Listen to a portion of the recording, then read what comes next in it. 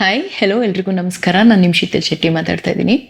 Independence day ಅಂದ ತಕ್ಷಣ ನಮಗೆ ಯಾರ್ಯಾರು ನೆನಪಾಗ್ತಾರೆ? ಭಗತ್ ಸಿಂಗ್, ಸುಭಾಷ್ ಚಂದ್ರ ಬೋಸ್, ಮಹಾತ್ಮ ಗಾಂಧಿ, ದೇಶದ ಸ್ವಾತಂತ್ರ್ಯಕ್ಕಾಗಿ ಹೋರಾಡಿದ ಅನೇಕ ಹೀರೋಸ್. ಬಟ್ ನಮ್ಮ ಕರ್ನಾಟಕದಲ್ಲೂ ತಮ್ಮ ಪದಗಳ ಮೂಲಕ ಸ್ವಾತಂತ್ರ್ಯದ ಕಿಚ್ಚು ಹಚ್ಚಿದ ಒಬ್ಬ ಪವರ್ಫುಲ್ ವಾಯ್ಸ್ ಇದ್ರು. ಅವರು ಮತ್ತಾರೂ ಅಲ್ಲ, ನಮ್ಮ ರಾಷ್ಟ್ರಕವಿ ಕುವೆಂಪು.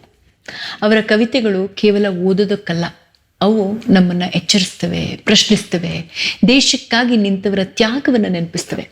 ಸೊ ಈ ಇಂಡಿಪೆಂಡೆನ್ಸ್ ಡೇಗೆ 100ಕ್ಕೆ 100 ಕರ್ನಾಟಕಕ್ಕಾಗಿ ನಾನು ಕುವೆಂಪು ಅವರ ತುಂಬ ಪವರ್ಫುಲ್ ಆಗಿರೋ ಒಂದು ಕವಿತೆಯನ್ನು ಓದ್ತಾ ಇದ್ದೀನಿ.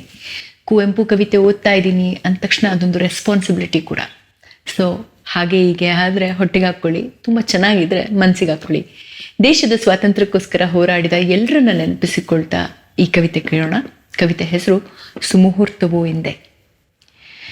ಬೀಳಲಿ ಮೈ ನೆತ್ತರು ಕಾರಿ, ಹೋದರೆ ಹೋಗಲಿ ತಲೆಹಾರಿ, ತಾಯ್ನಾಡಿನ ಮೇಲ್ಮೆಗೆ ಹೋರಿ, ಸ್ವಾತಂತ್ರ್ಯದ ಸ್ವರ್ಗಕ್ಕೆ ಏರಿ, ಸೋದರ ಸೋದರಿಯರೇ ಮೇಲೇಡಿ, ಕರೆಯುತ್ತಿ ಹಳದು ರಣಕಾಳಿ, ದೇಶ ಪ್ರೇಮಾವೇಶವ ತಾಳಿ, ಖಳವೈರಿಯ ಸೀಳಿ, ತ್ಯಾಗದ ಯಾಗಕ್ಕೆ ನುಗ್ಗಿರಿ ಮುಂದೆ, ಭೋಗದ ರೋಗವ ಬಿಡಿ ಹಿಂದೆ, ತಡ ಮಾಡಿದ ರಮ್ಮನ ನೀಂಕೊಂದೆ, ಸುಮುಹೂರ್ತವೋ ಎಂದೆ.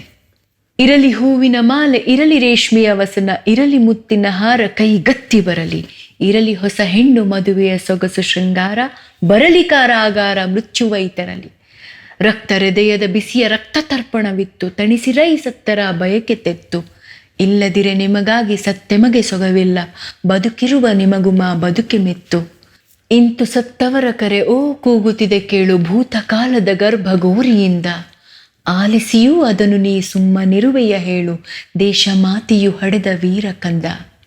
ಕುವೆಂಪು ಪವರ್ಫುಲ್ ಅಲ್ವಾ? ಈ ಇಂಡಿಪೆಂಡೆನ್ಸ್ ಡೇ ಫ್ರೀಡಮ್ನ ಸೆಲೆಬ್ರೇಟ್ ಮಾಡೋಣ.